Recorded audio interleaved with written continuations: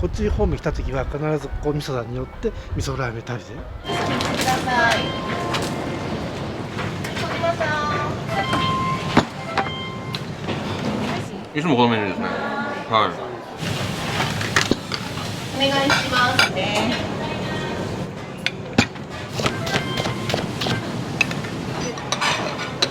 ボリュームが結構多いので、みんな結構お腹いっぱいになるんじゃないかなと思いますけど、今日はカツ丼にしました。よかった。量が多かったんで驚いた。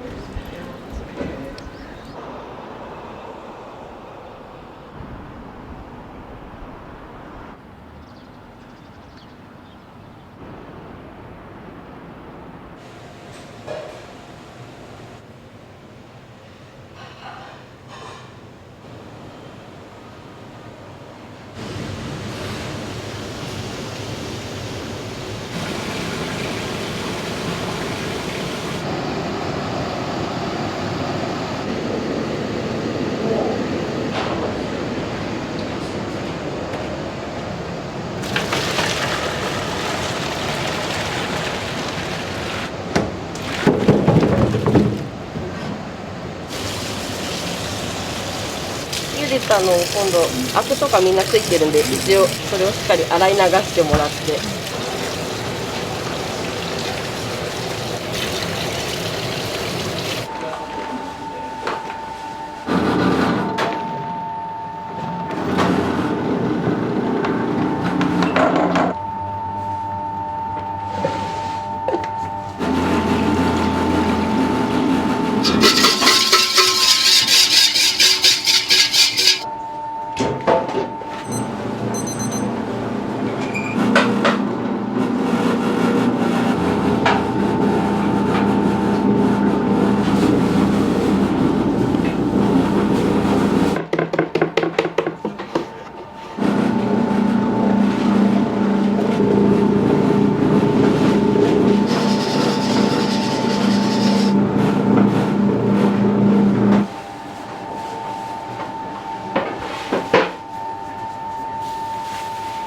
麺を寝かせるっていうのが一番の大事なところかな。こ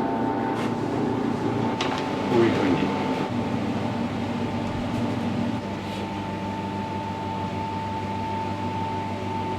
大体多い時でやっぱり500人600人ぐらいは作るし、800人前とかする時もやっぱ繁忙期はありますよね。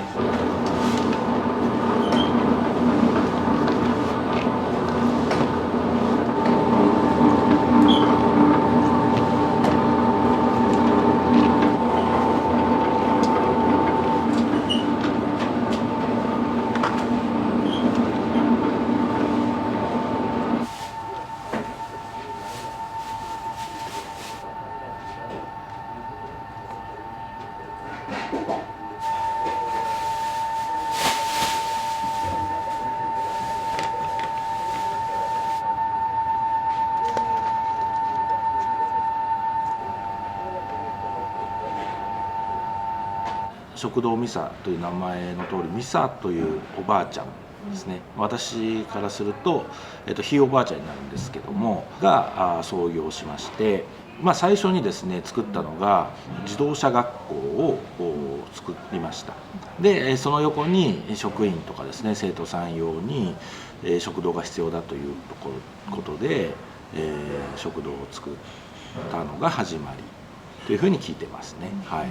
平日は何人ぐらいのお客さんが大体来られるんですか？そうですね、この道の駅だけで400人前後、土日ですと、1000人、ピークだと1500人ぐらいは、ご来店いただいていると思います。はい、あと味噌ラーメンの味の特徴も教えてもらっていいですか？特徴、その作り方なんですけども、鍋でこう野菜を炒めたりしないんですよね。で本来ならした方がうまみが出たりとか、いろいろあるんですが、鍋でこう煮るようなスタイルで、作るっていうところから来るその独特な、味わいが、他にない、ラーメンなんだなということで癖にもなるし、飽きが来ないというか、まあそういうラーメンになってるんじゃないかなっていうふうに、まあ、僕は思ってます。はい、うちの味噌ラーメンを食べに来てるんじゃなくて、その味噌を食べに来てるから、まあ、全てのその品物に対して、まあ、味噌っぽくなきゃいけないよ、その味噌っぽいっていうのはどういうことみたいなのはそのはっきりしたその言語化はできないんだけど、まあ、地元の人ならあこれは味噌っぽいよね、これ味噌っぽくないよねみたいなのは多分言えるんですよ。でまあそれを僕は常日頃こう言語化しようとはしてるんですけど、まあ未だにできない、まあ、それは接客にしろメニューのボリュームにしろ味にしろ品揃えにしろ、まあ、全部そう、まあ、それにはその気をつけているかな。一番大事なのが売り切れ、売り切れをしないようにっていうのは気をつけてる、こだわってるところですかね。もう来たらさっと入ってさっと食べれる、極論その空腹を満たせれば飲食店のその仕事のもう9割は終わりだと思ってるので、その代わりなるべく投資営業、この道の駅に関してはいろんな人が来るからお昼時間がこうずれる人もいるし、少ない時間の中来てる人もいるし、いろんな人が来るのでなるべく投資営業でやってで売り切れもないように、それが僕は食堂だと思ってるので、まあそういうお店ですっていうのは皆さんに分かってもらいたいかな。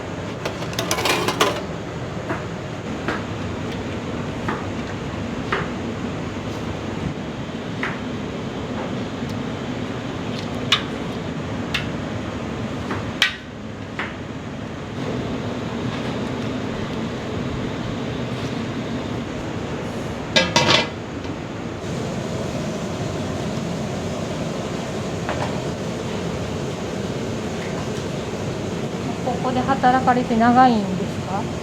なんだかんだ10年ぐらい経ってます。や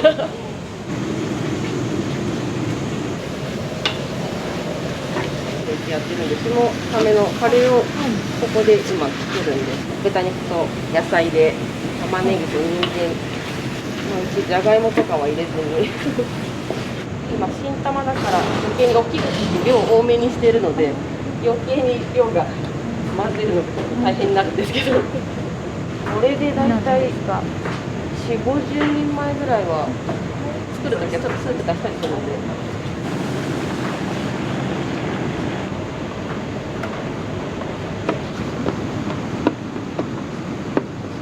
普通のカレーと違ってここそんなに一緒にしてから煮込まないので。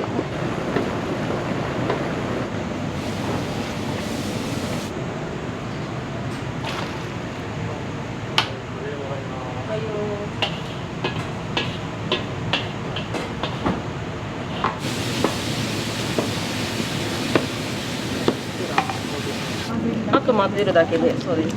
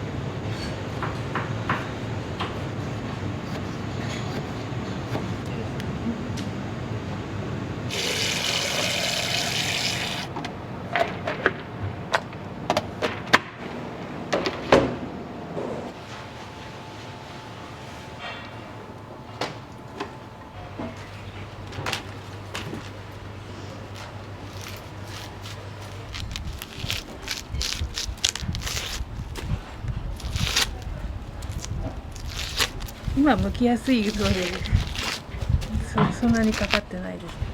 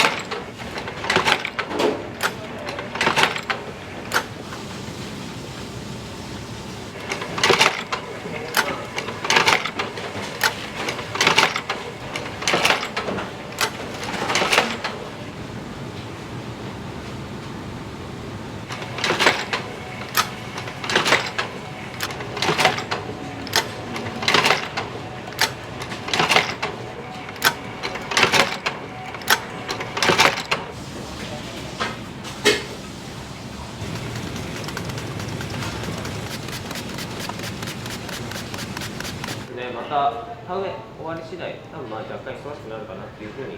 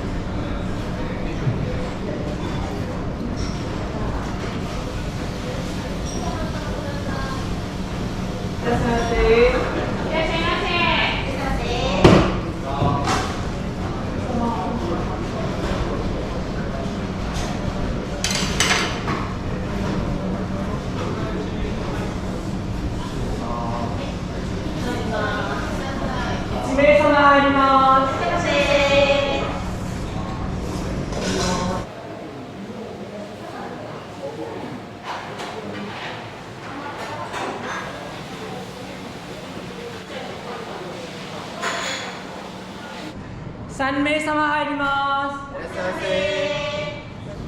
す。2名様入ります。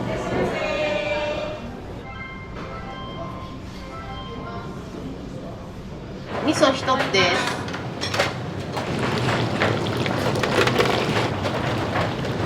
麺出ます。はい、味噌ください。杉山さん。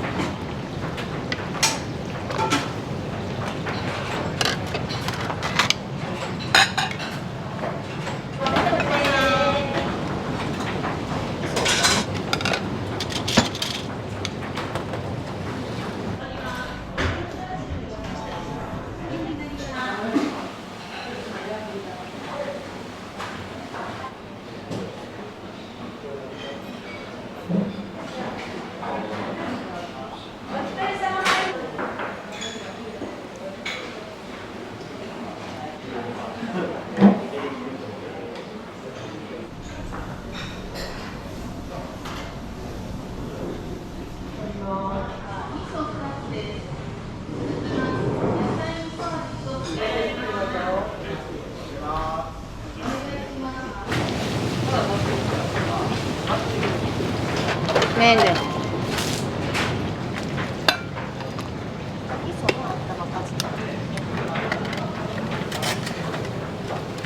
お願いします。ください。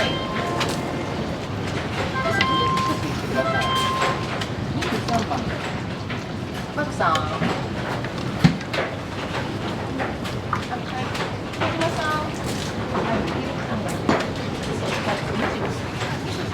取ります。はい、13番お願いします。は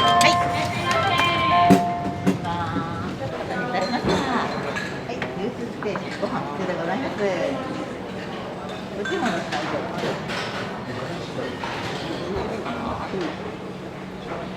これはこれ定食って食べるの初めてだ。前とか通ったりすると、はい、読んだりします。ありがとうございます。ありがとうございました。ありがとうございました。6名様入ります。もう3で入ります。続いて2名様入ります。カツ丼1つです。この野菜炒め肉抜きでお願いします。お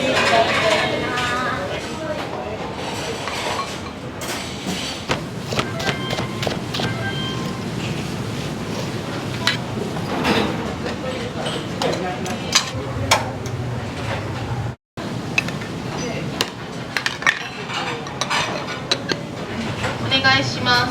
以上ですね。はい、ごゆっくりどうぞ。味噌汁すごい量多い。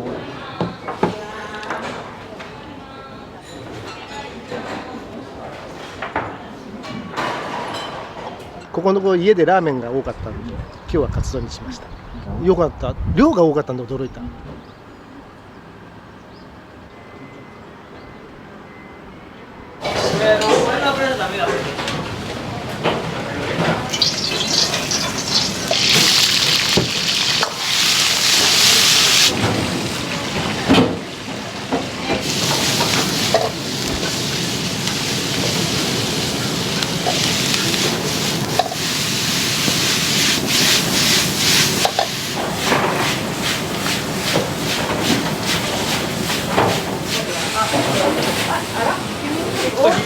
は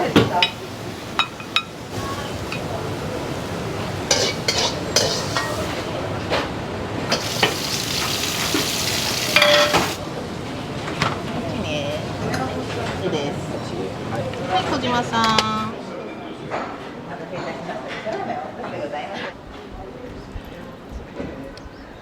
味噌ラーメン美味しかったです。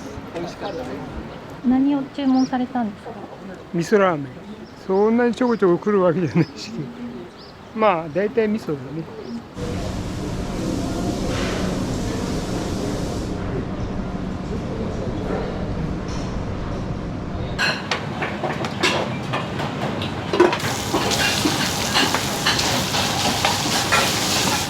お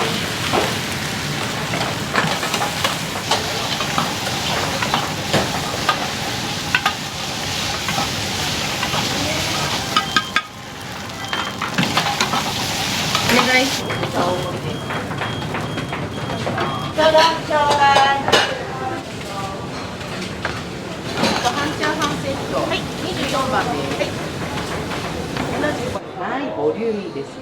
お待たせいたしました。お客様失礼します。お待たせいたしました。味噌ラーメンの半玉とチャーハンセットになります。はい、失礼します。い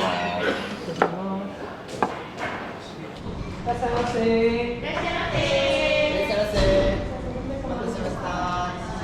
お願いします。味噌大盛り1つ、焼肉定食1つ、餃子大1枚、小1枚です。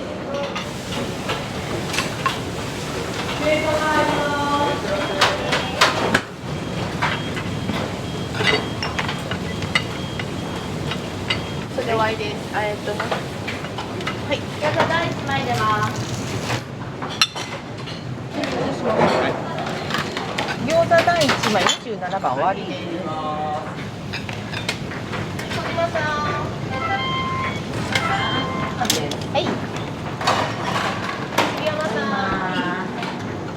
お願いします。はい。味噌2つ。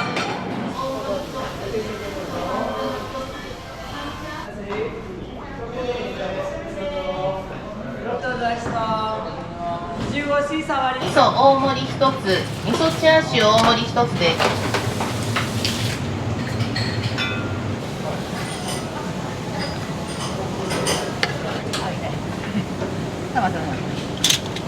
お冷やセーキ取ります。しました味噌ラーメンの何と半チャーハンセットです。はい、失礼します。はい、味噌チャーシュー2つ。はい、どうぞ。で、ご注文がお揃いでしょうか。はい、ごゆっくりどうぞ。味噌3つください。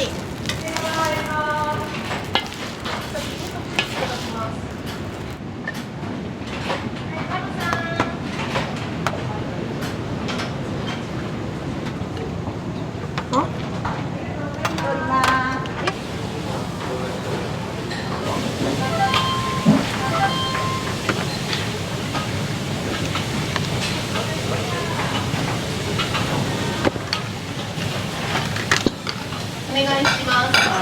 冷やし味噌3つ。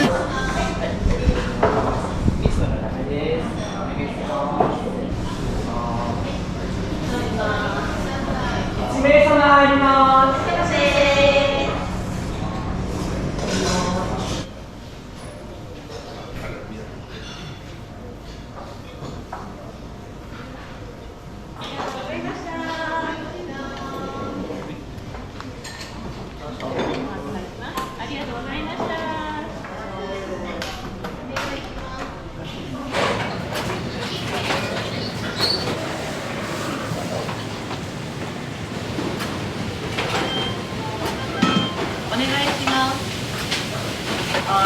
続きます。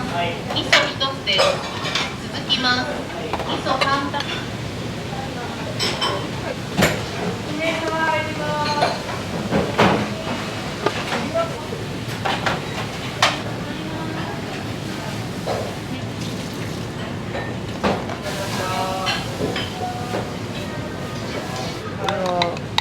辛味噌じゃん。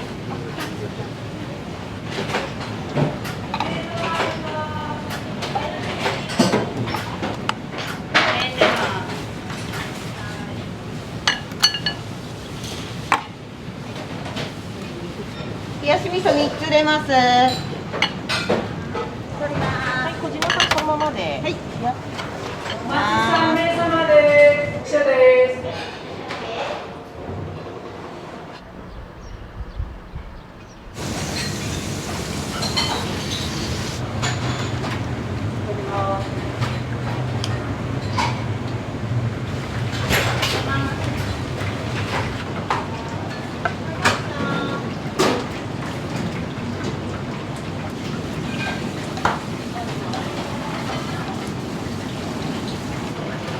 取ります。はい、お待たせいたしました。生姜焼き定食、ご飯普通盛りで、以上でよろしいでしょうか。はい、どうぞ。はい。通ります。はい、ダブさん。ミス。2名様入ります。はい。 1番です。はい、定食。いらっしゃいませ。取ります。はい。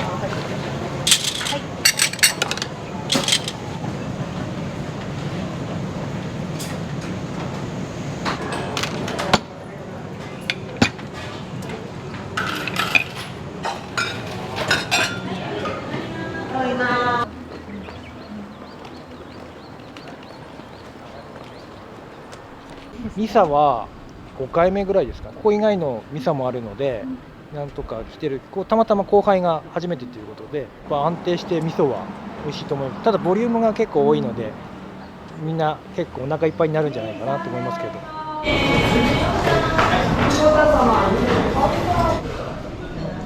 続いて2名様入ります。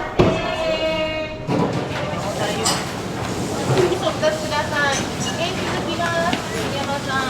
味噌2つ5番です。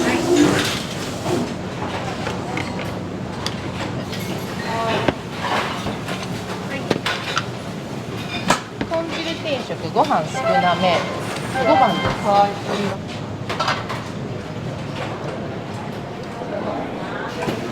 取ります。はい。通ります。定食出ました。すみません。出ます。味噌ラーメンでございます。ご注文の品以上で取りますか。味噌のラーメン。取ります。お待たせしました。味噌の波です。お願いします。味噌の波です。いつもこのメニューですね。はい。お待ちなしです。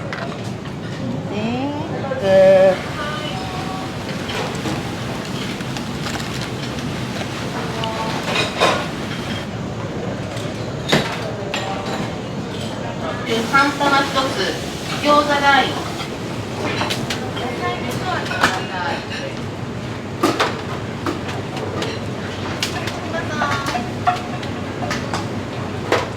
取ります。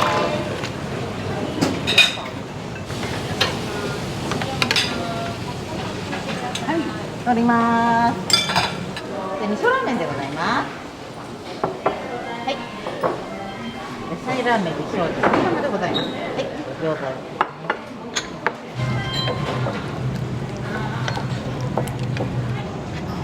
カレーライス出ますよ。ありがとうございました。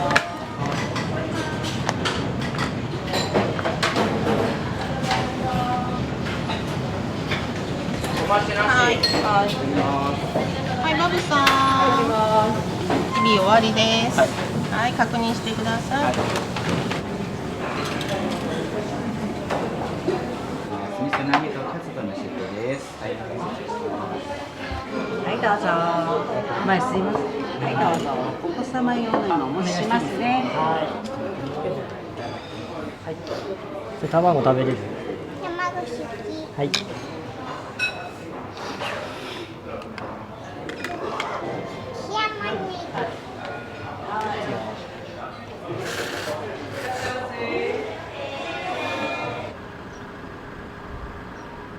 つです。終わりです。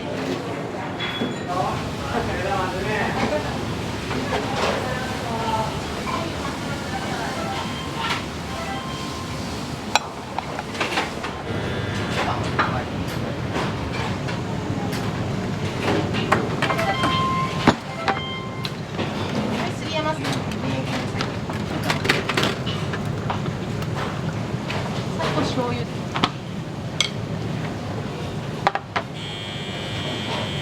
マッチーです。はい。取ります。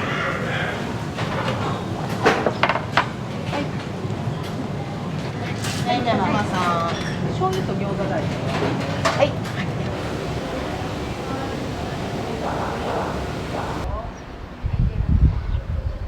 長野なんですけども、こっち方面来た時は必ずここ味噌さんによって味噌ラーメン食べていつも美味しかったです。ありがとうございます。シン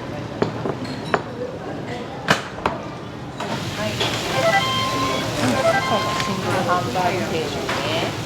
取れます。ハンバーグ定食、ご飯少なめ。12番。はい、セットです。サブ定食大盛り1つ、スタミナ定食1つ。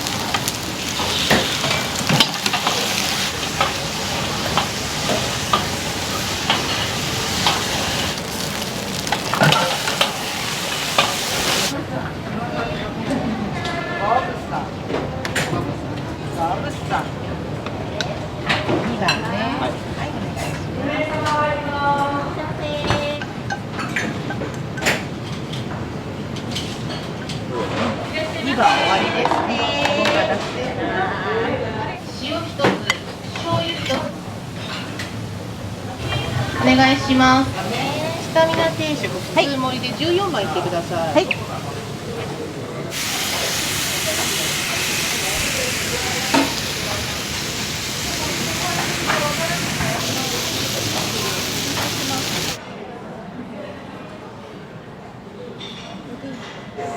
お待たせしました。味噌ラーメンの並です。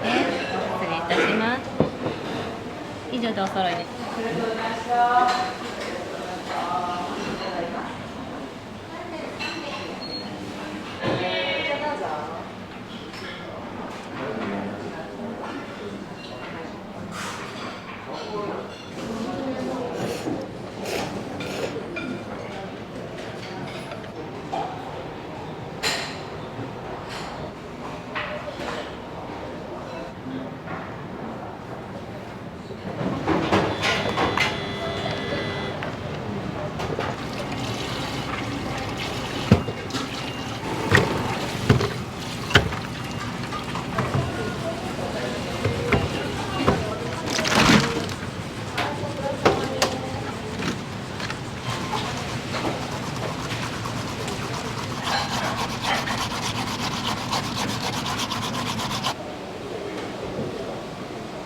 上越妙高の味噌ラーメンっていうのを広めていけたらなっていうのがありますし、やはりその海外への出店を夢として持っているところであります。はい。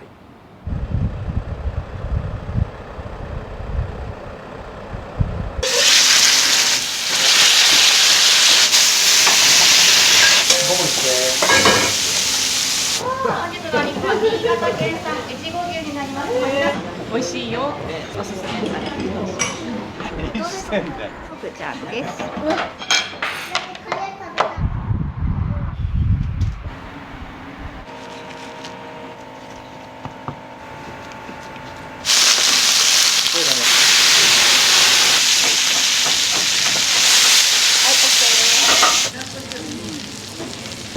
うまいよ。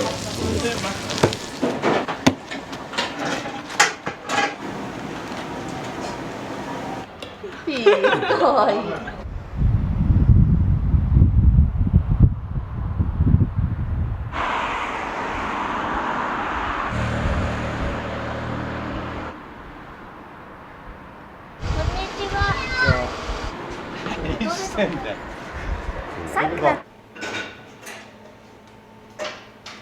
今日は何組ぐらいですか？来るのが3組、持ち帰りが1、2、3、昼3、夜が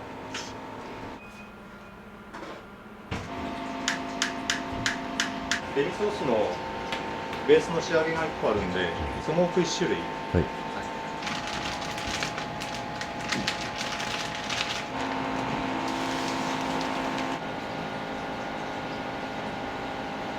デミソースのルー作りですね。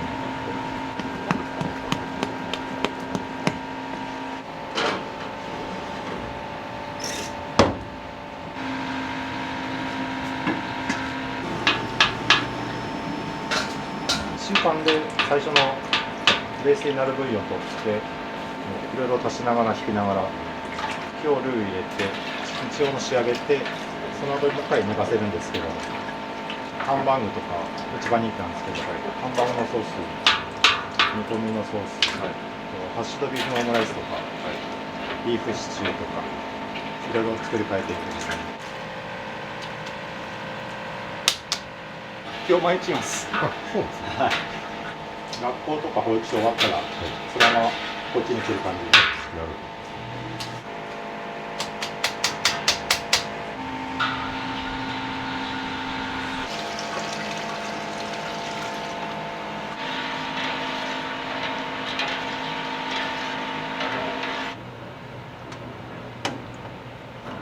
地元のジビエとか持ってこられたらそれで作ったり、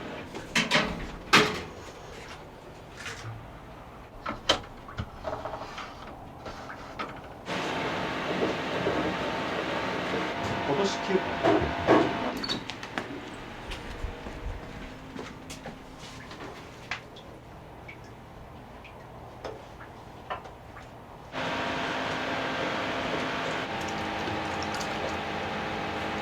これ一つでこれ40個ぐらい作れるんですよ。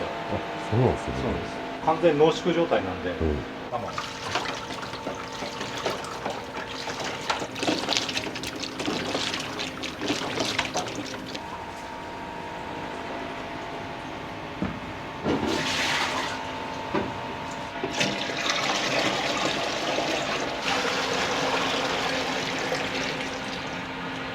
このカレーも1週間かけてブイヨン取って牛だけのブイヨン春毛3キロでカレーの仕込みしてこれでしょ。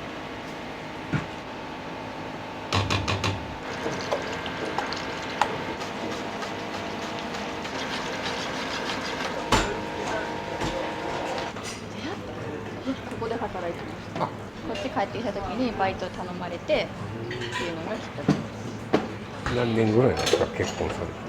今年で9年。あ、そうですね。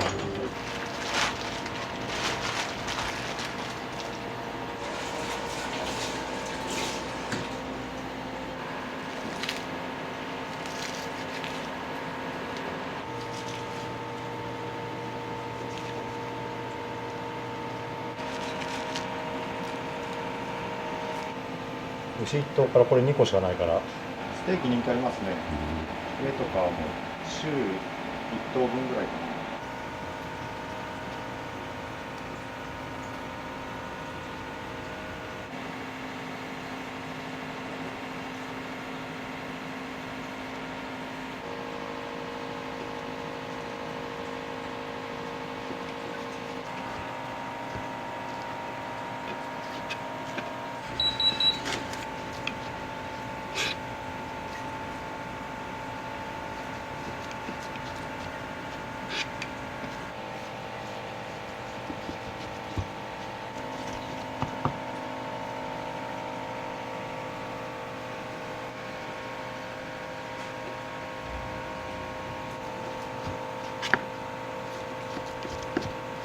この部分シャトーブリアンっていうんですけど、シャトーブリアンの部分はヒレステーキで出します。ただただ溶ける感じじゃなくて手でほぐれる感じですよこれ。肉々しさが残ったちょうどいいぐらいの。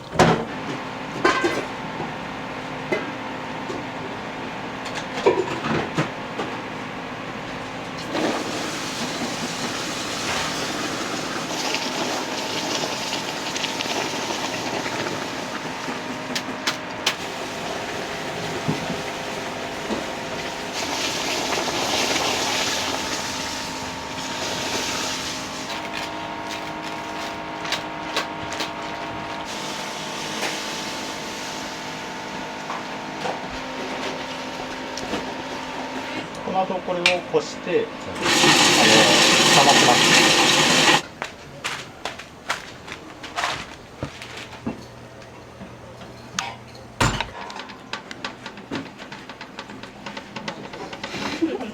まだ半分。危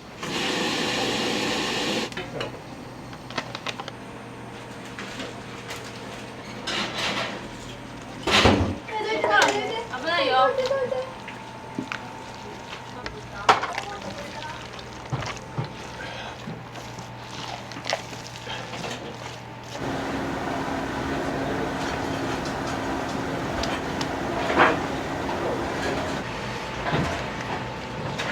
6年か7年やって店出した。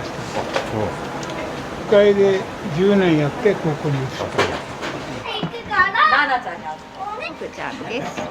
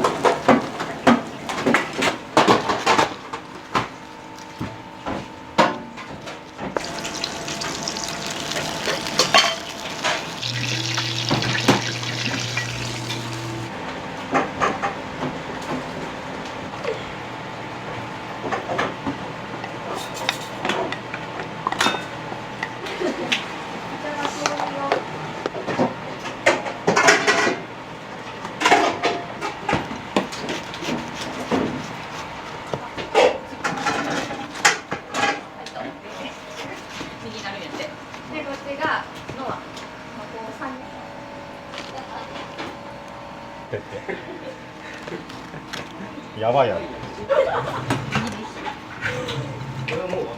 他のメニューから取ると手間かかるんで、テイクアウトだけにしてます。サンドイッチ。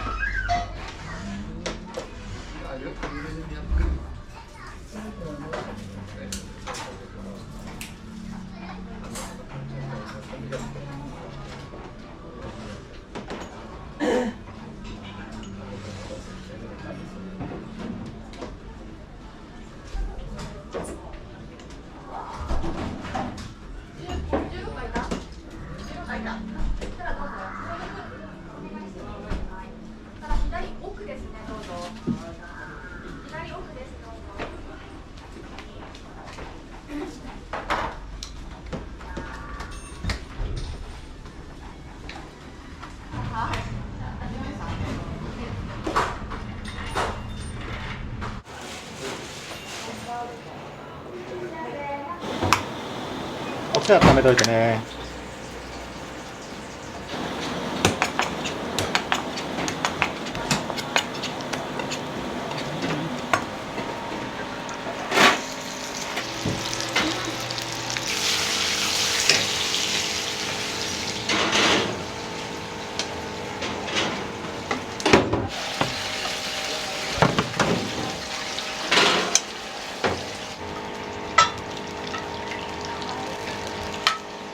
前もって単品とかチェックしといてね。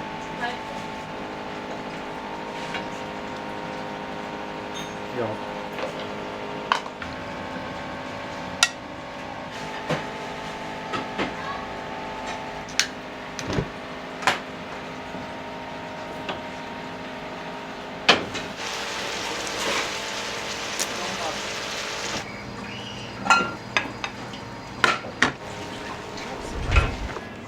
お待たせしました。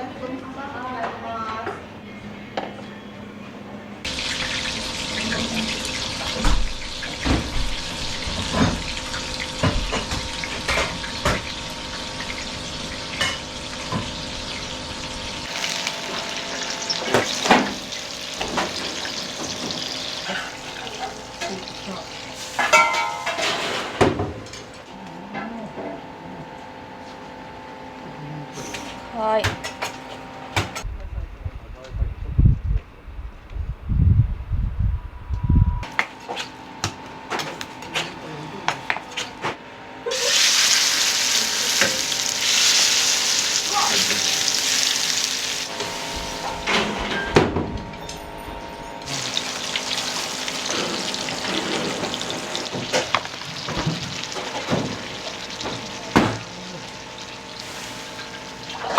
失礼しました。煮込みの500グラム。520グラムになります。で、パンチの時気をつけてください。お箸必要。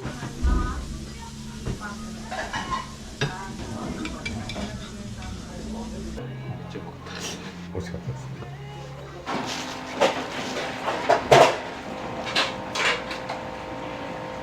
だからやっぱ椅子出さんないのよ。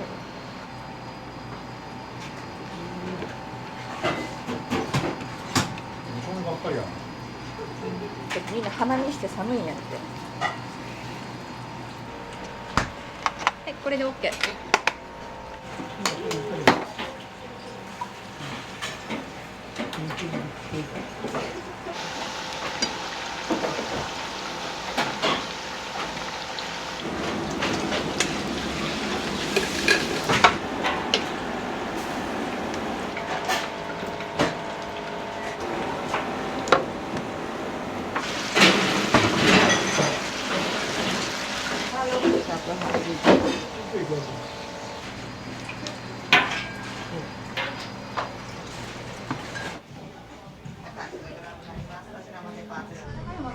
煮込み 120g ライスセットです。こちら置きますよ。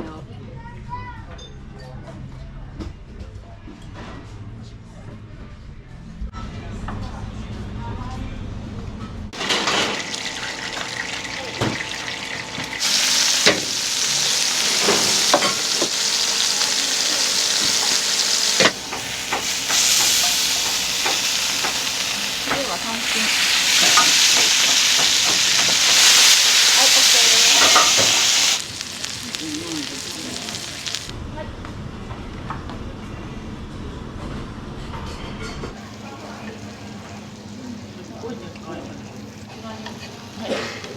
こんな感じでいいですか？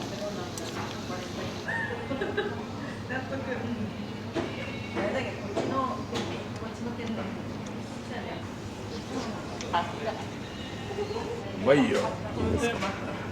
よく来られるんですか？初めてなんです。そうです。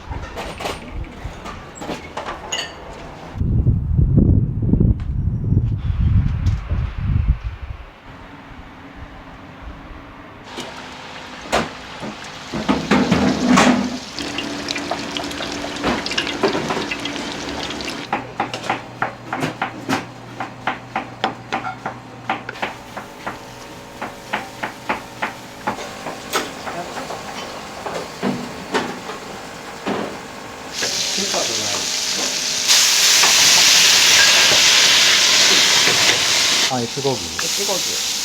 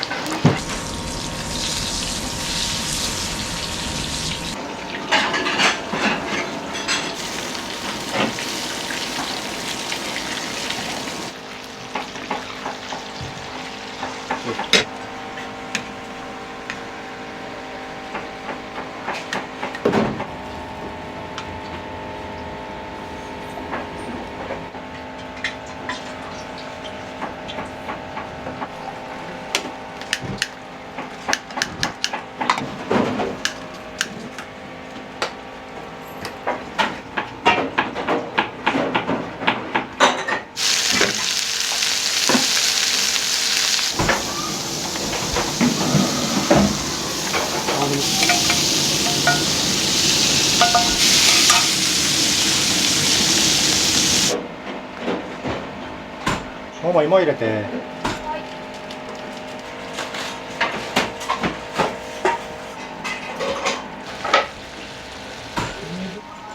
山形牛。はい。ビーフシチュー大盛りいきます。2番。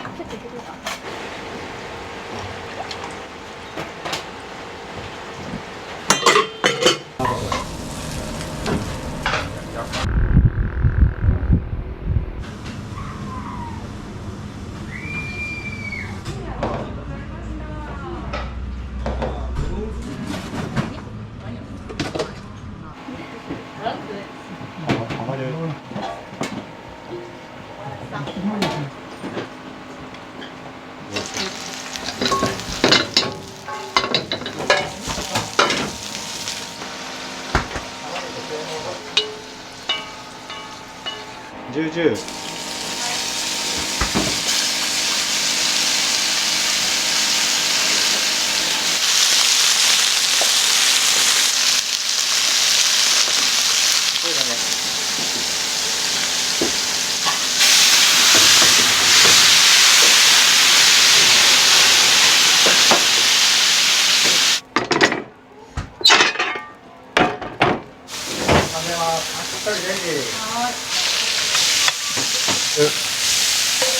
ノアレモン。ニンニクは3。5分して。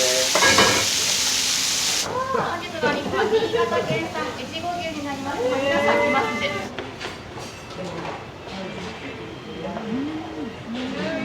美味しいよってサンドさん、はい、おすすめされてます。すごい柔らかくて美味しいです。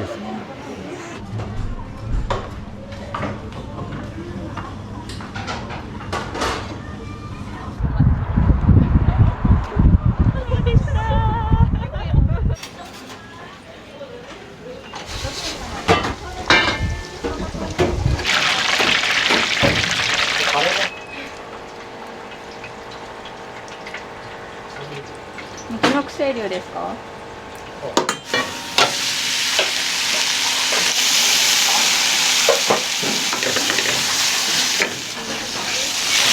鹿児島全般ね。OK。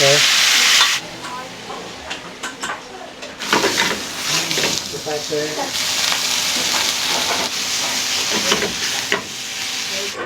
姜焼きいきます。はい。あ、いいですね。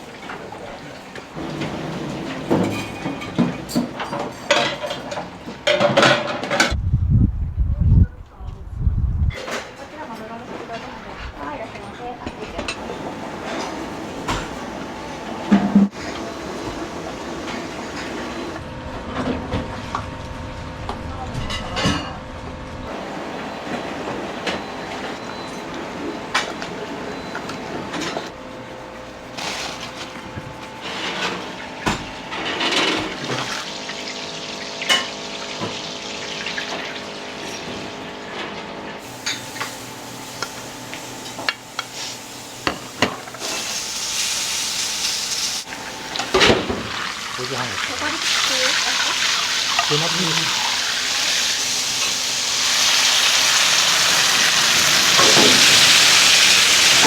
はい、お待たせしました。240と180です。はい、こちらに失礼します。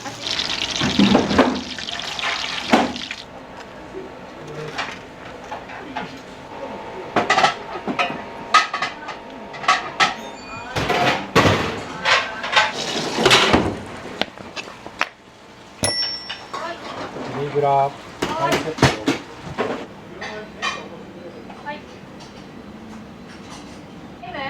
M は4枚、ミ B サ A で A。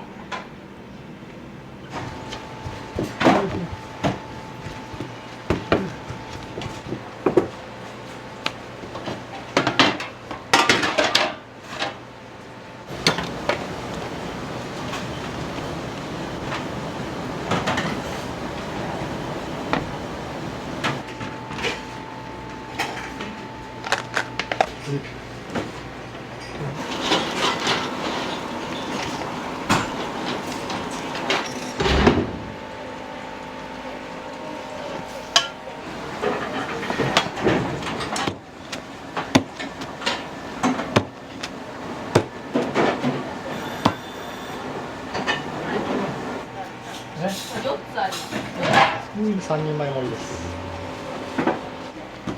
できました。はい。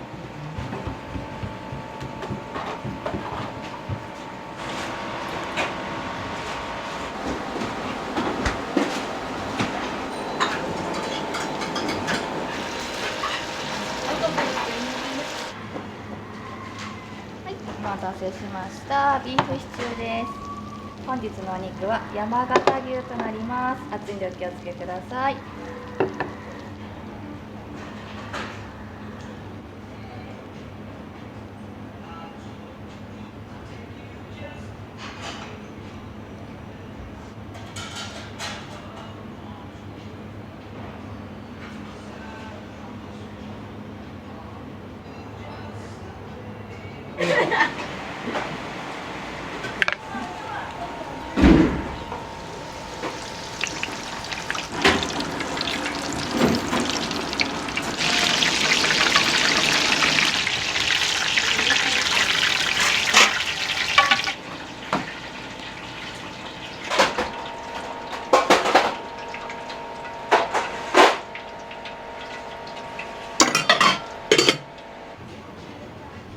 お待たせしました。特大のエビフライカレーです。熱いんでお気をつけください。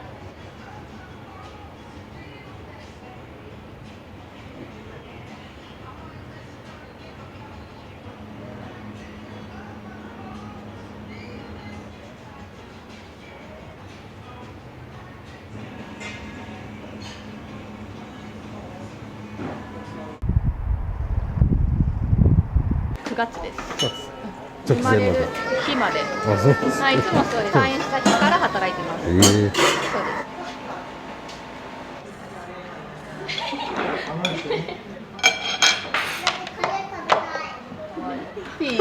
かわいい。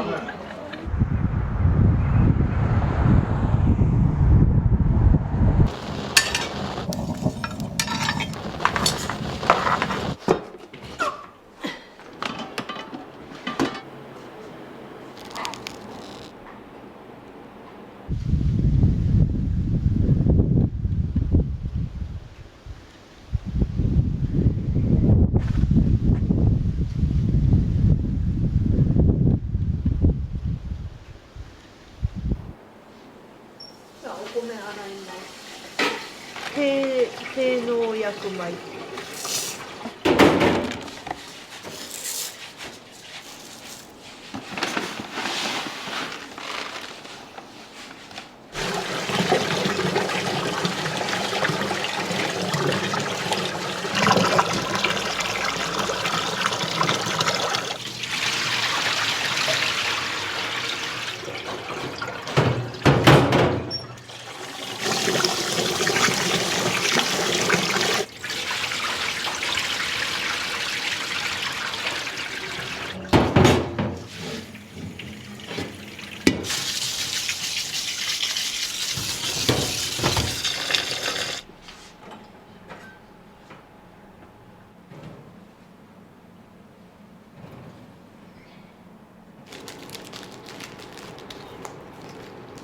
農協の産直なんですけど、そこに配達してます。だいたい20個から30個ぐらいですね。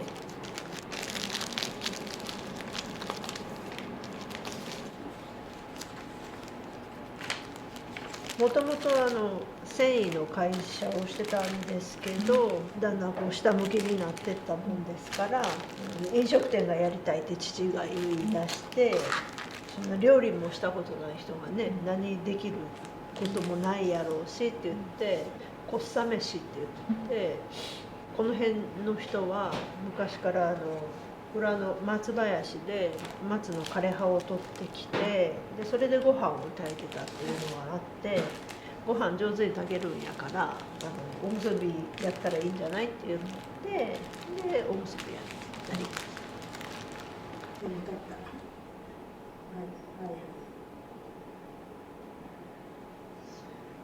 え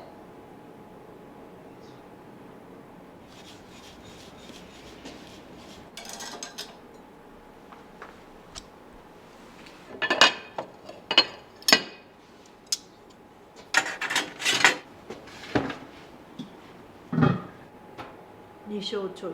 普段は2釜あれば大丈夫なんですけど、土日は3つかどうかすると4つ、イベントがある時は7つとか。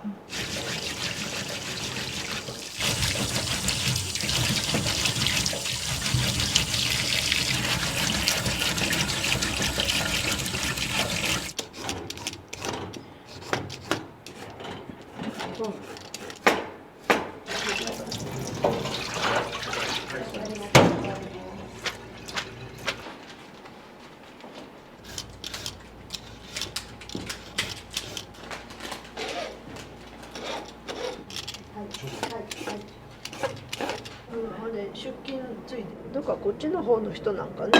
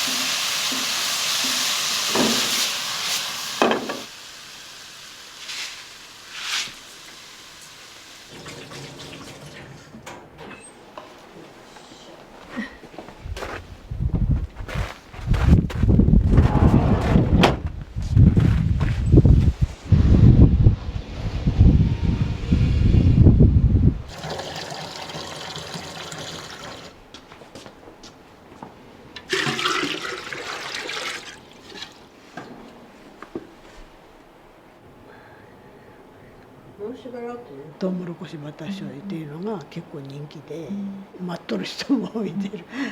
いつも買うもないもんで。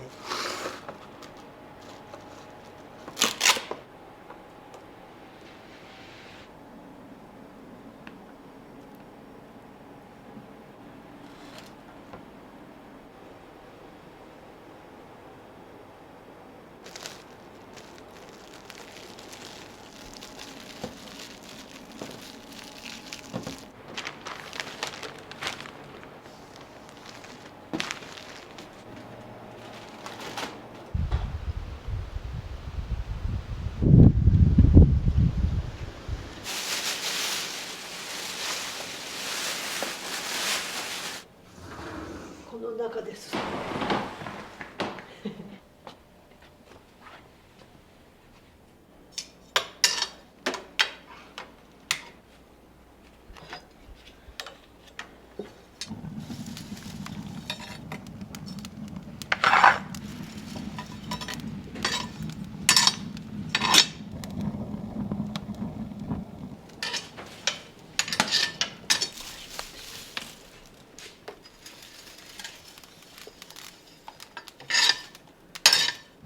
よく焚き付けにみんなコッサを使うんですよね。やっぱ年取ってきて時間がかかる、何をするにも時間がかかる。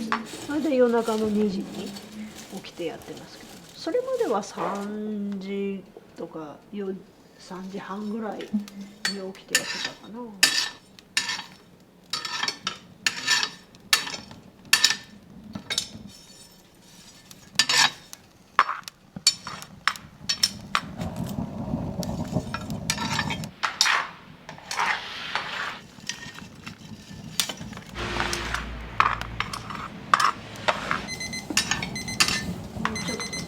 もうちょっとですか。ここから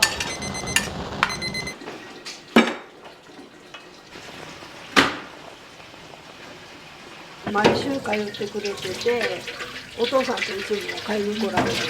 今もう小学2年生、今度3年生。ゴールデンウィークだかお盆だかのお休みの日、毎日皆勤賞やねって言って、それぐらいやっぱりね、なんか、好きでいてくれる。海苔を巻かないおかかおむすびに今ドハマりしてる。炊飯器で炊いたご飯ってもう冷めたらもうただ語りだけみたいな感じですけど、もう冷めても美味しいです。私はどっちかといえば冷めたおむすびの方が好きです。お寿司屋の友達はこっさで炊くから、それの香り、こっさの香りがちょっと移っとるんと違うかなっていうことを言ってました。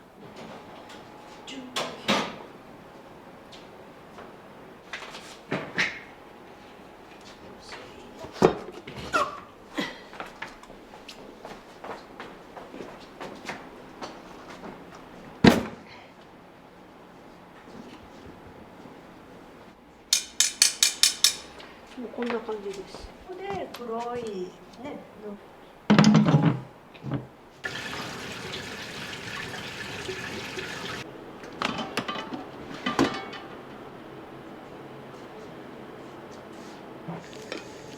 こういうプツプツプツってカニ穴っていうプツプツってなってる。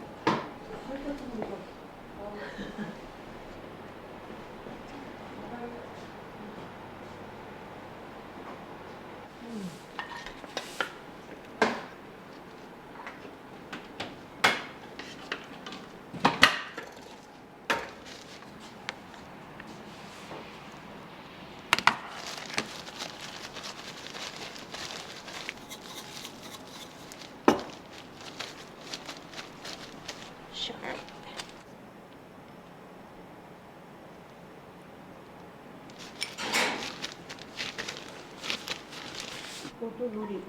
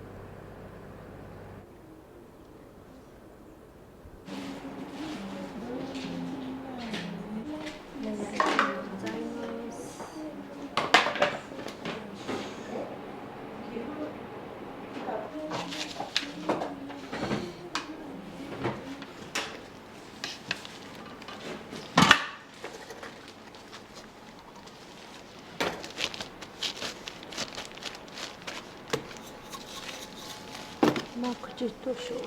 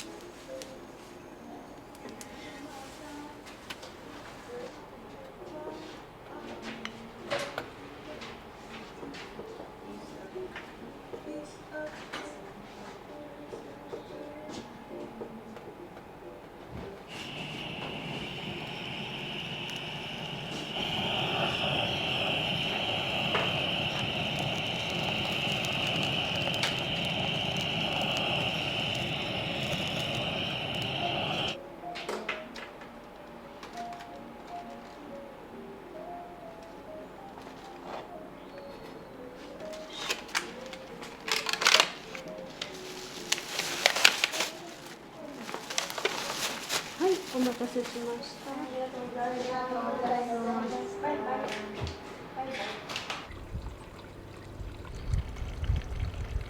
29です。ご飯小さめで。あ、はい。はい。今日お父ちゃんどうしたの29です。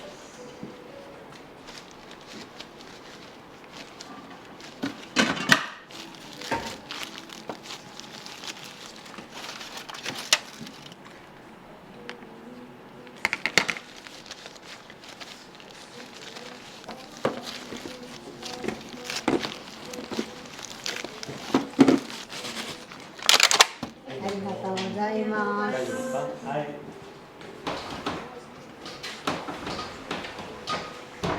おすすめなんですかって聞かれますけど、好きなものを頼んでいただくのが一番いいですよって言ってます。まあ自分とこで作ってる具は牛しぐれとかキーマカレーとかベーコン、ちりめん山椒。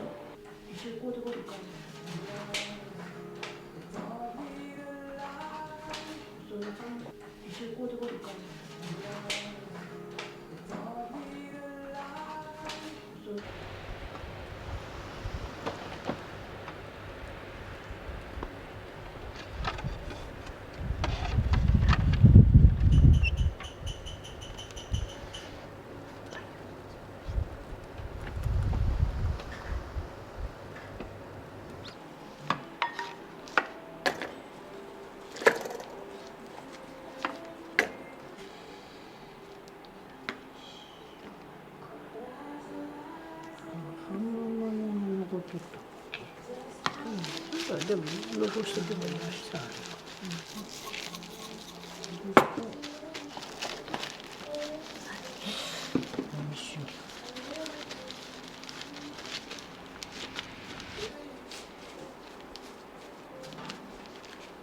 焼きは何？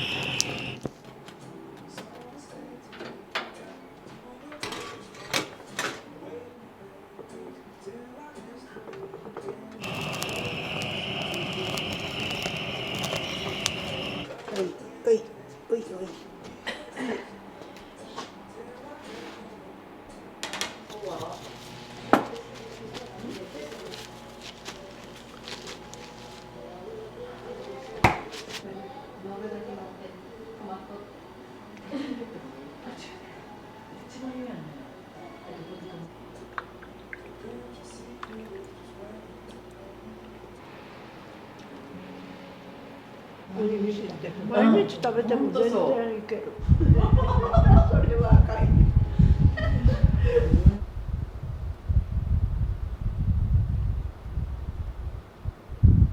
めっちゃ美味しいです。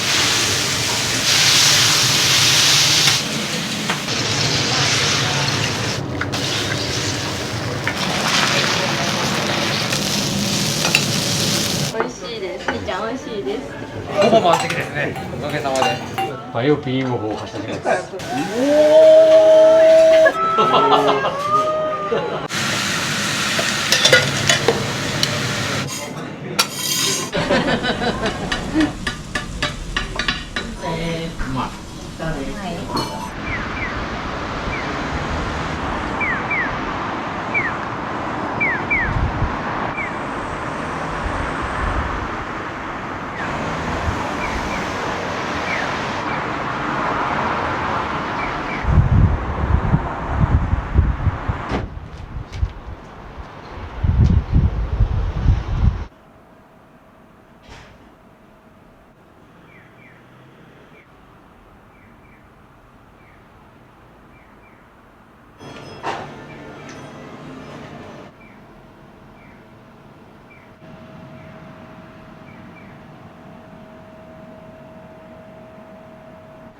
天気は今日は毎日なんで。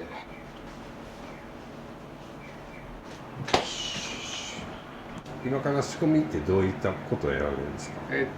まずキャベツ、あとご飯炊く準備したりとか、あとその他鉄板焼きメニューの野菜、ブロッコリー処理したりとか。創業は1991年ですね。今は3店舗やられて。はい、今は3店舗。新潟市の中央区内でここを含めて全部で3店舗で、ほぼほぼ同じキャパのお店でやらさせてもらっています。まずシャキンと変わるんですよね。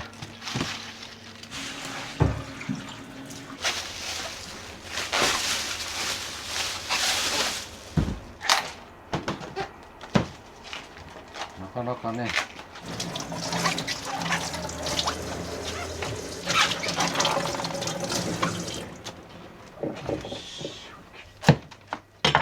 千切りキャベツは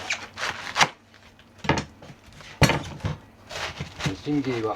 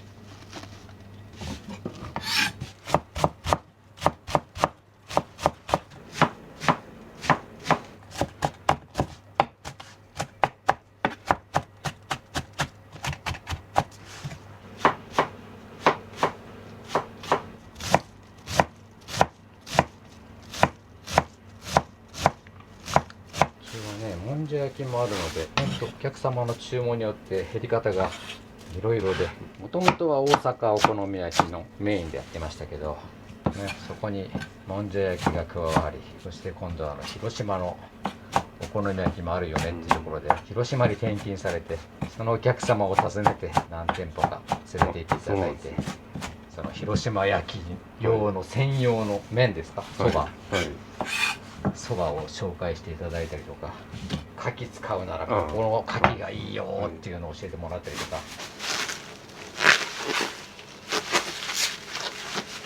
お好み焼きのキャベツはこんなもんですね。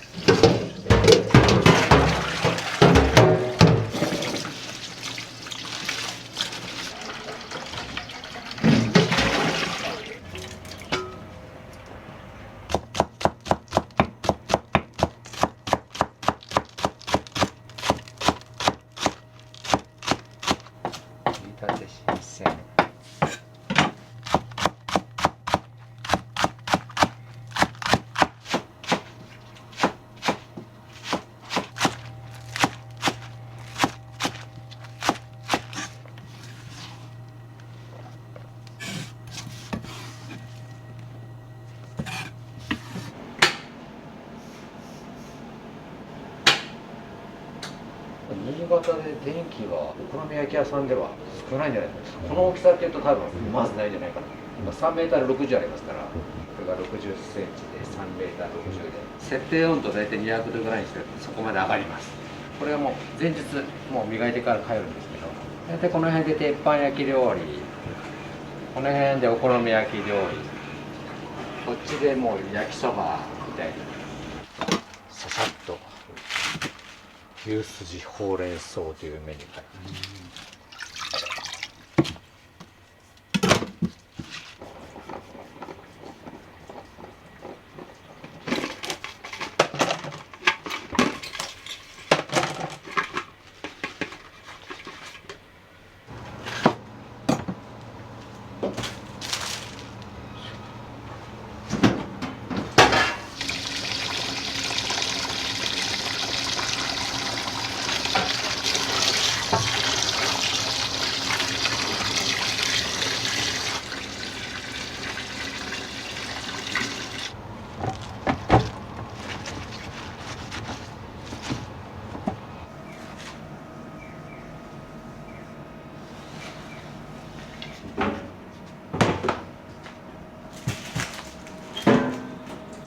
サラダにパラパラパラっと乗って春巻きの皮で。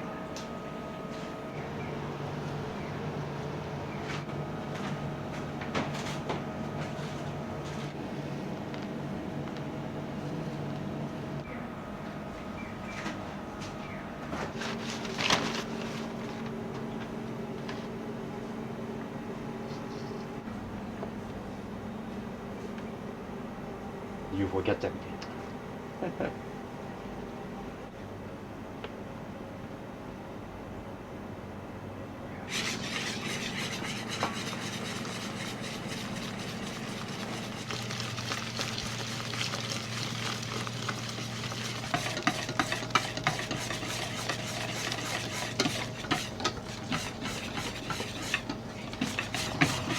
おはようございます。おはようございます。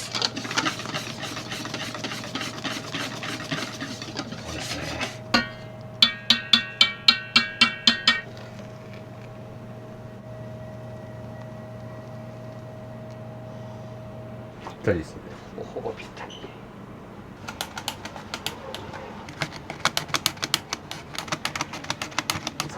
いかな、こしっかり。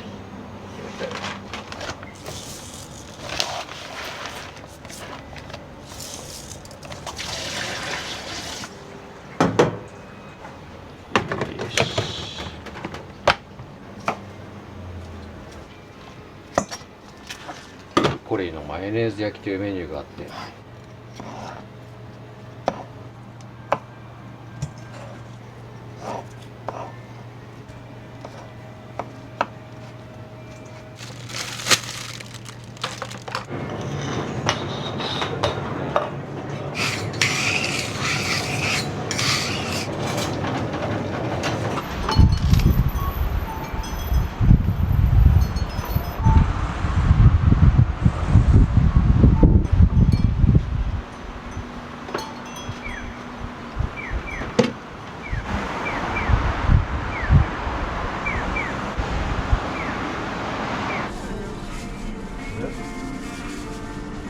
これに焼きそばとか作るの？うまそうじゃん。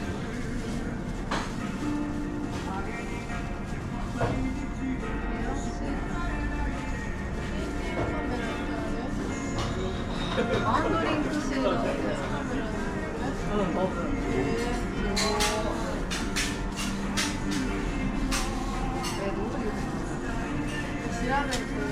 あ、これ使ってるんだ。うどんそば。うどんそば。調べてみたい。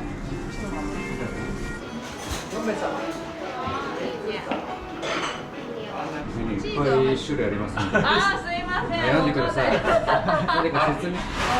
これ20種。明太もちチーズもんじゃとソース焼きそば。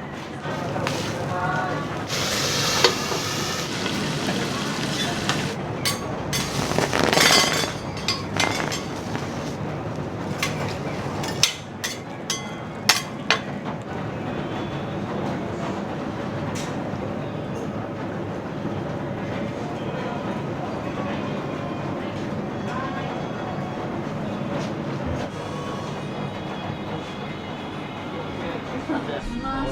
明太子もちチーズモントです。はい、お作りしてよろしいですか。いいですか。はい。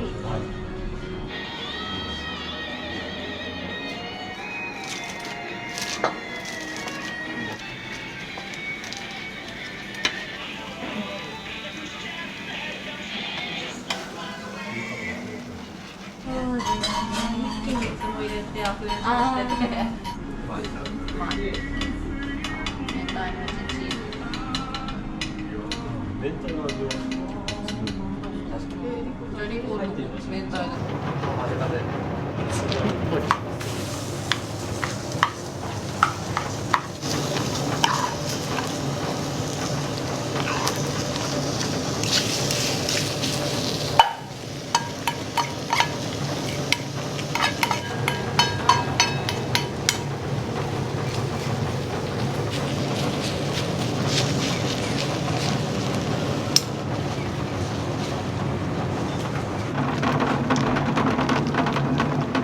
学生時代にバイトしてた店で、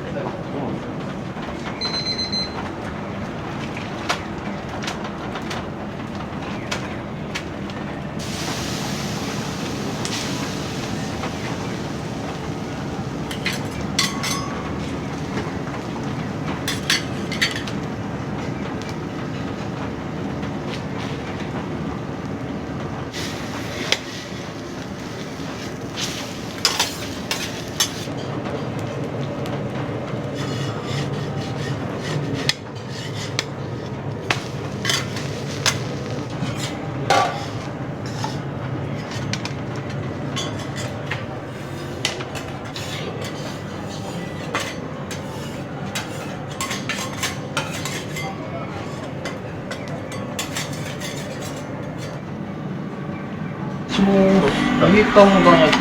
はい。多めでいいですよ。多めです。綺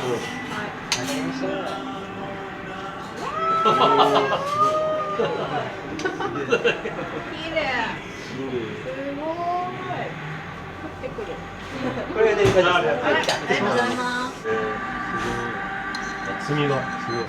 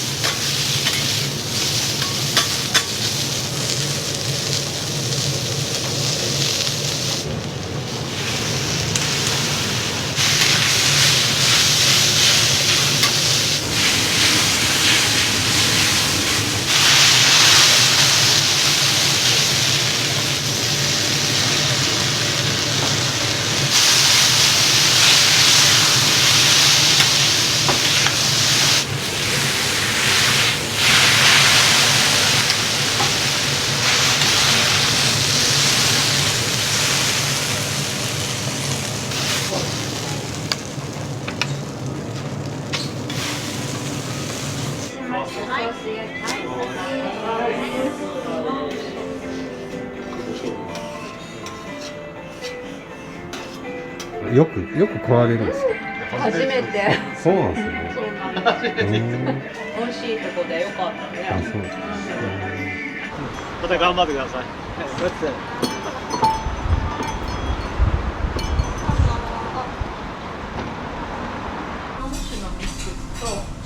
カモシュミックスの大阪。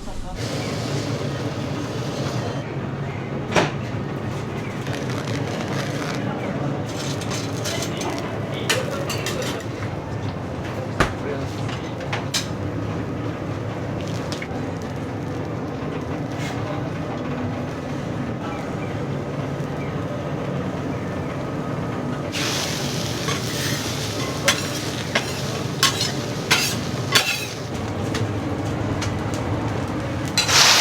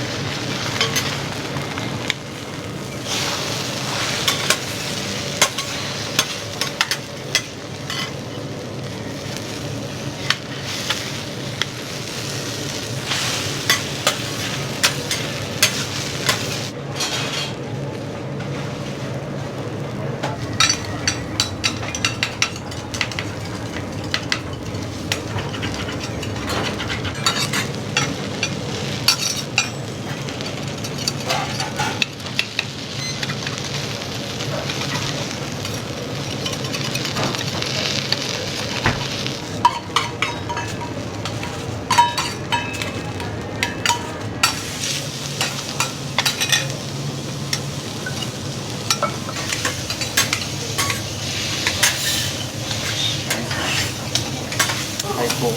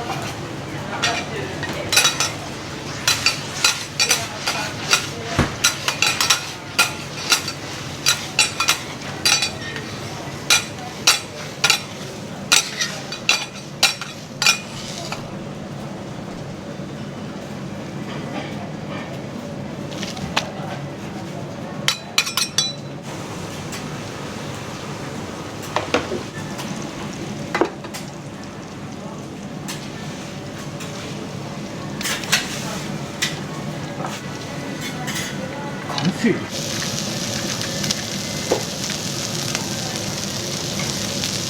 れ白豚ですね。まあ、ニンニクと一緒に合わせて。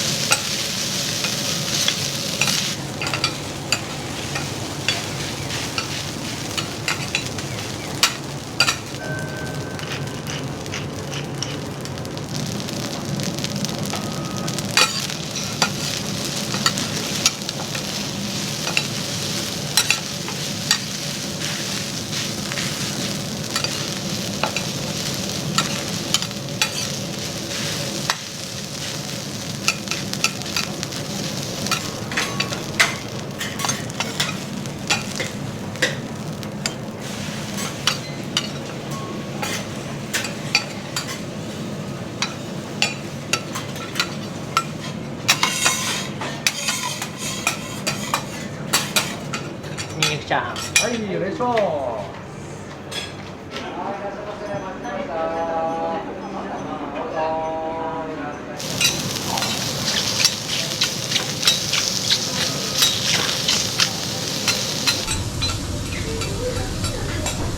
らっしゃいませ。はい、いらっしゃいませ。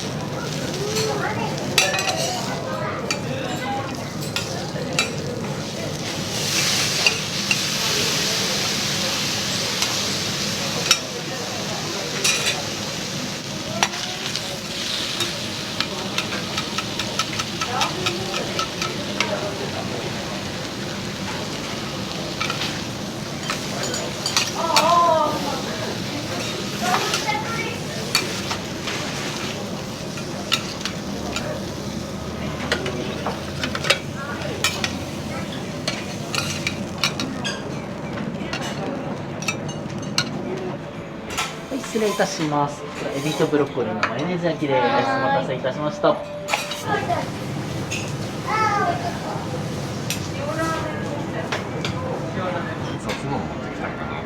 熱くはないです。いらっしゃいませ。これはどういったメニューですか？これはね、明太子じゃがバターっていうメニューがあって、そこにい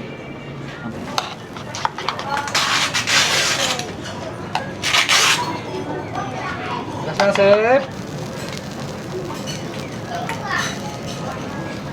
せ。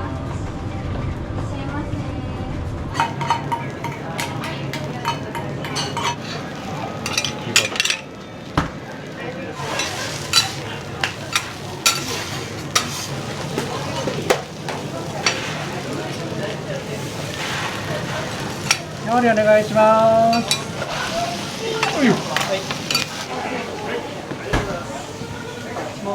明太子じゃがバター。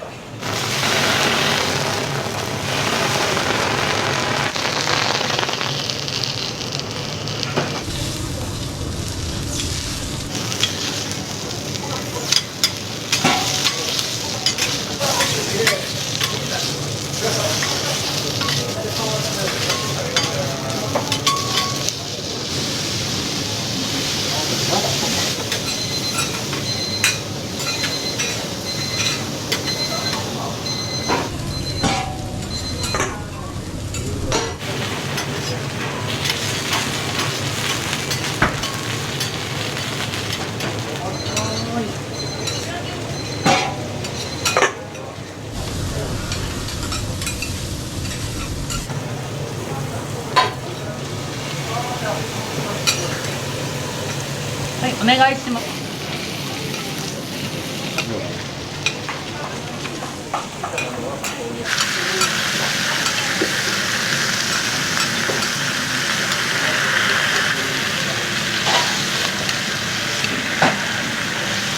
はい、料理お願いします。かけバターお願いします。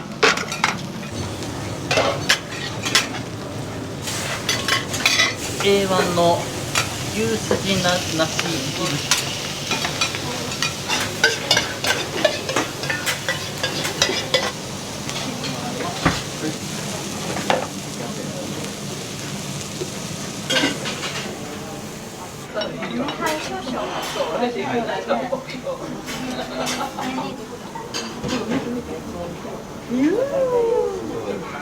すごいね。ありがとうございます。かけバターとエビベルトチャーチュー。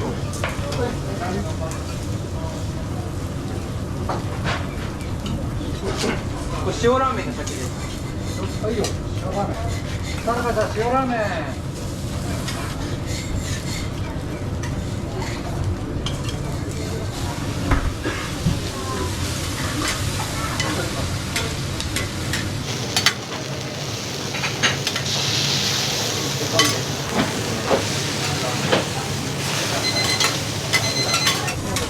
お願いします。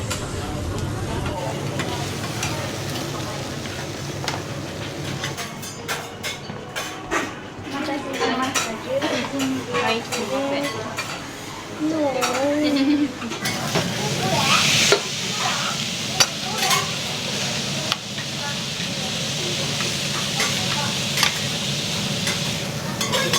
イクアウトで1分ぐらい行きました。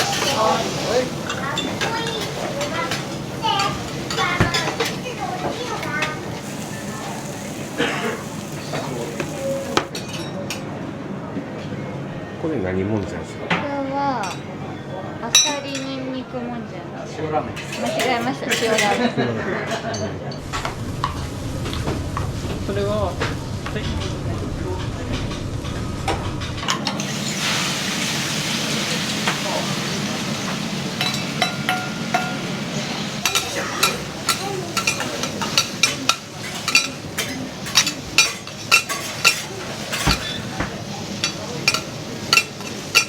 お願いします。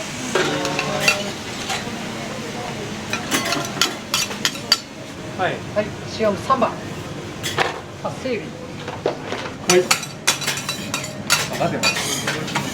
今それ、今分かったんで。それはテイクアウトじゃない。じゃない。マヨネーズをおかけしてよろしいですか？ほわほわほわほわ。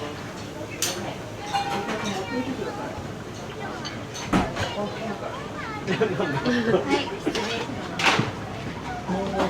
ラーメンもんじゃ。はい、ここに置いときますね。お、好み焼き美味しいですか？美味しい。美味しい。一緒に食べよう。みーちゃん一緒に食べましょうよ。春サモンジャです。時々っていうか。はい、時々来ます。植物のニンニクのやつ食べます。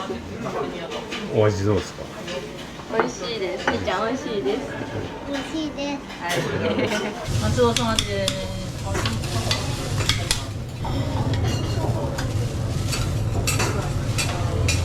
はい、お願いします。テイクアウトです。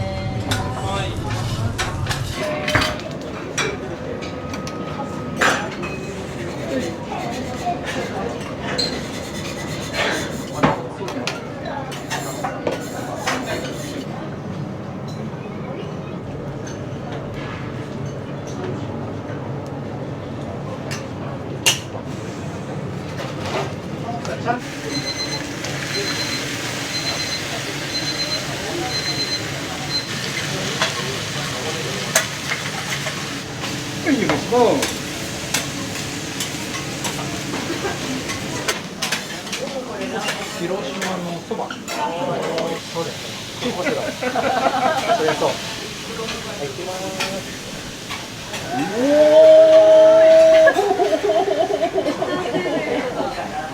一応はここで終わってますけど、まだ行きます。うわー、すげえ。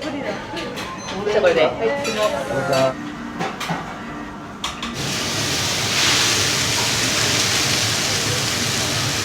はい、ありがとうございます。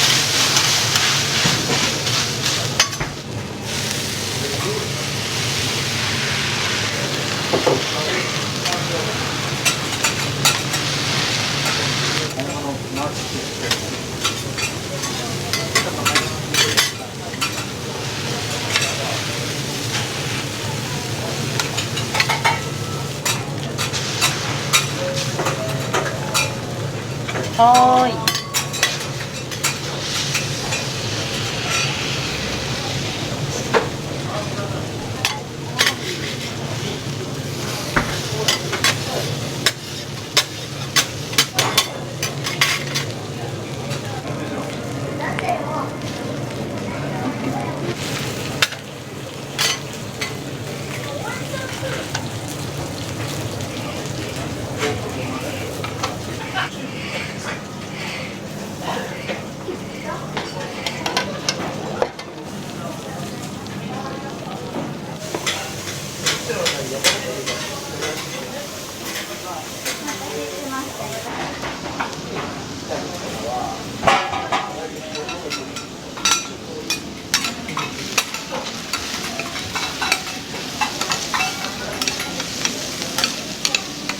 今日初めてですよね。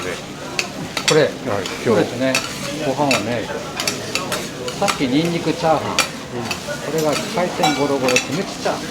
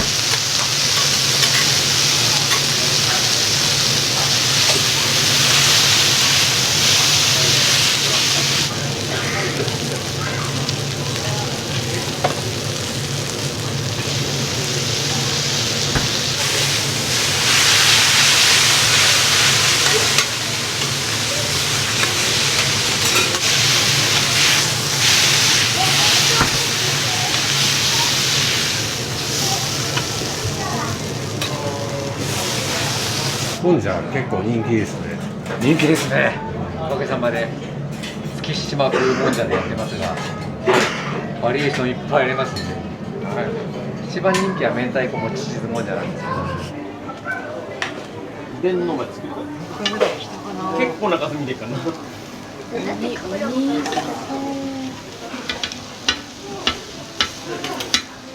子相伝だわ。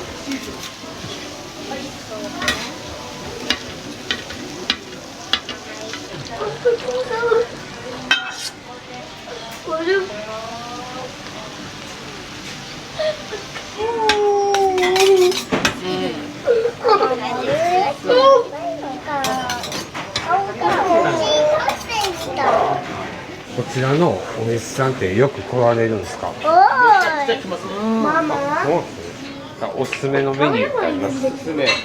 これもおすすめだし、さっきの美味しかったよね。イカスミの。ああ、イカスミな。イカスミも。明太じゃがバターも美味しい。今も食べる？うわ。ほぼ満席ですね。おかげさまで。美味しかった。美味しかった。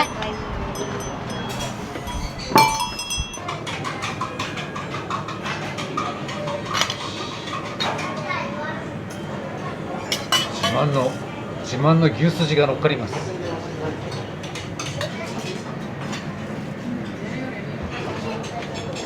い、できた。はい。注文受けた時最近つけてる。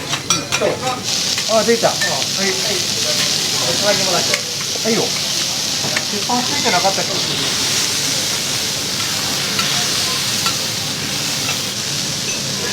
これです。つなぎもですね。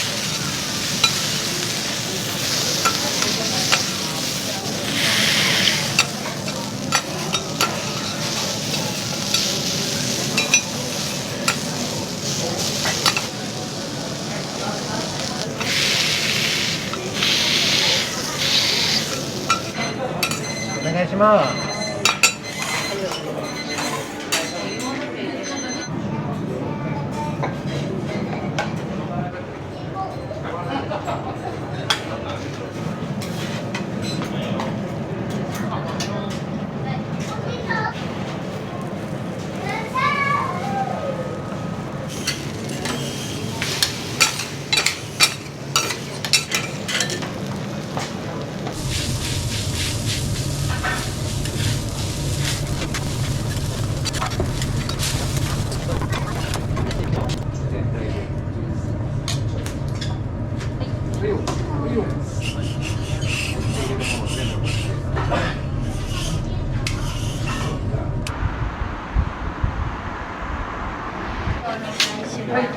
麺もんと豚天です。はい。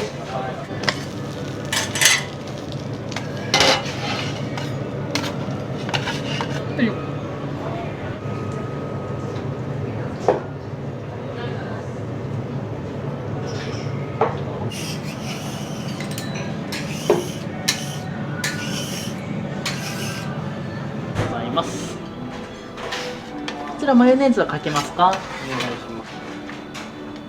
すごい。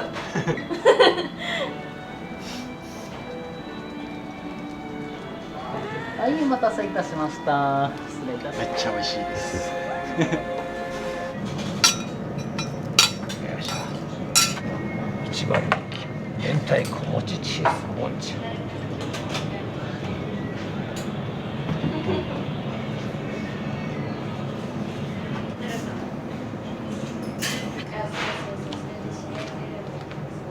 よいしょ。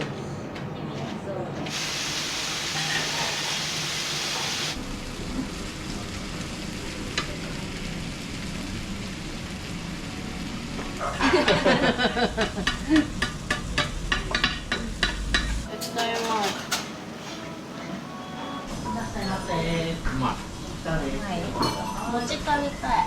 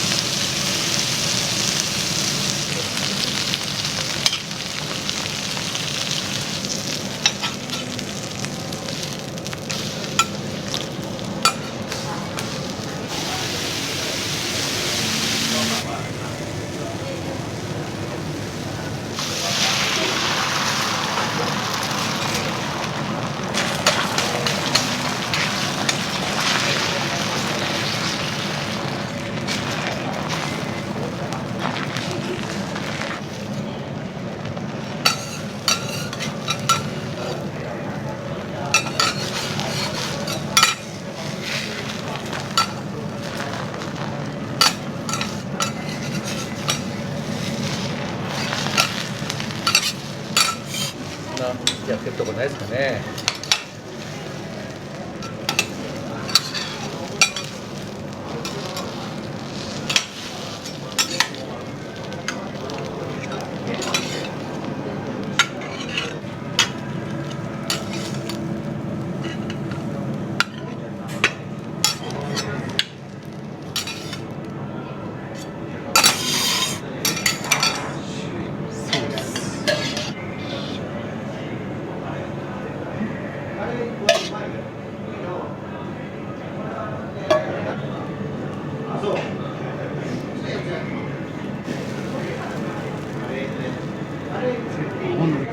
ミルフィー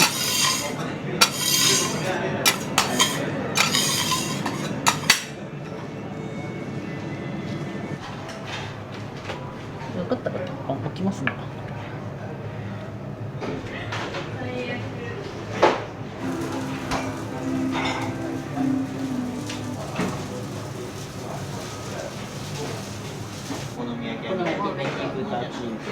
はいよ、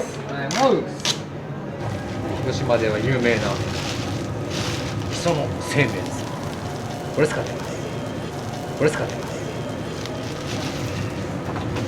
す。ちょっとウェーブ入った太麺、もっちり麺、新潟の製麺屋さんに作ってます。蒸し麺を使って3種類。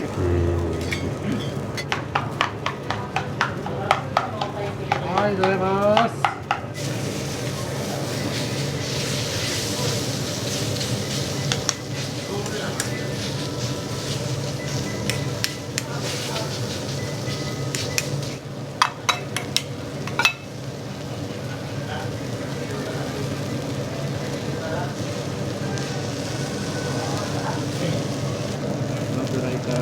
炒もんじゃと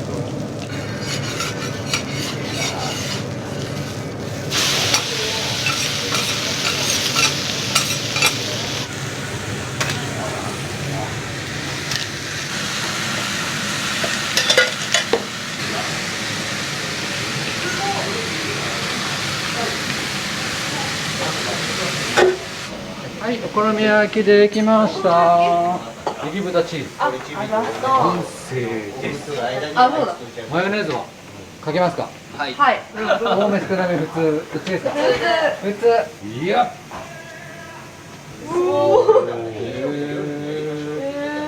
はい、お疲れ様でした。ありがとうございます。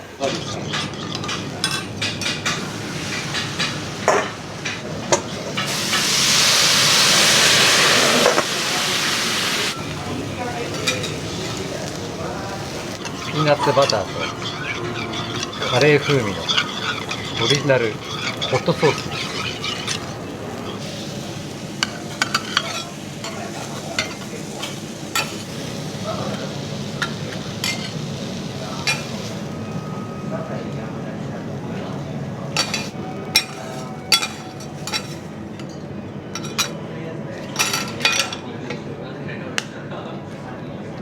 温玉。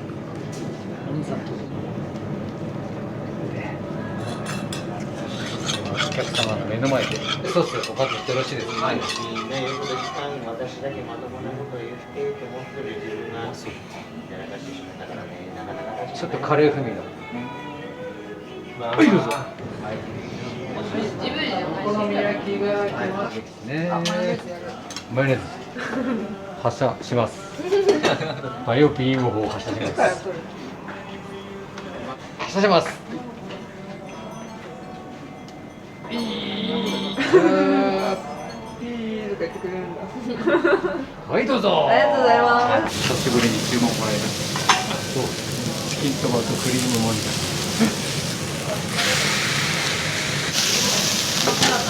ありがとうございます。チキンですね。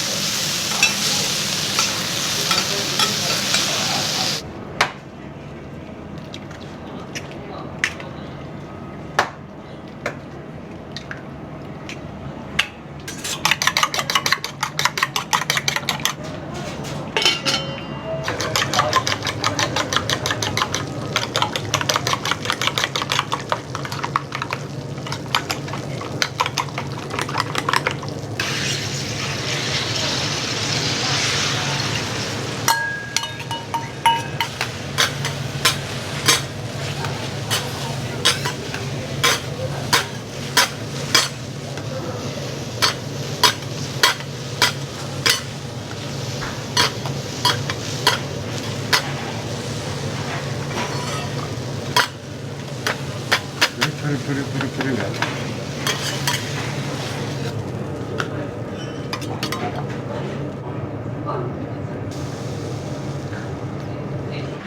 チーズオムレツできました。おお。それぞれ作ってください。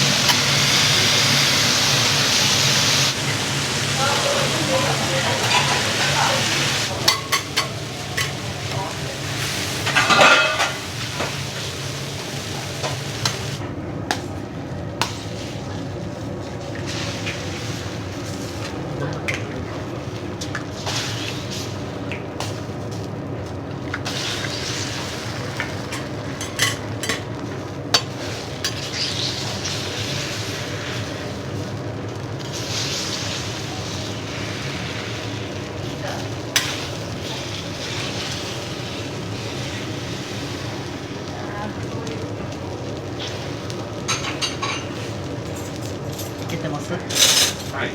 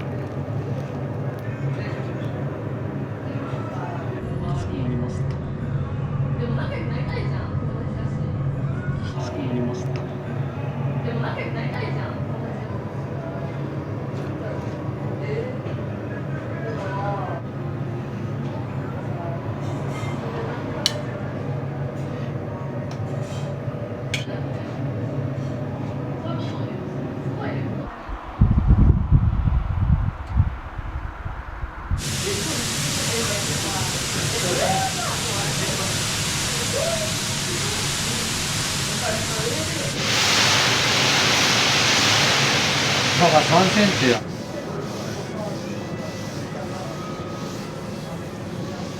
我が家で使ってる米油を持ってきてます。唐揚げした時のやつを。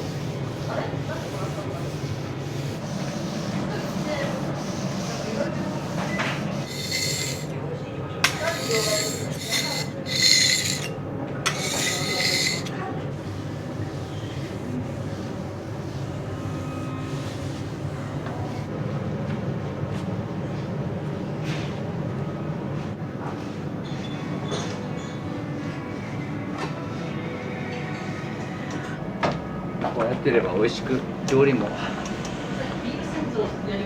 はーい。あ。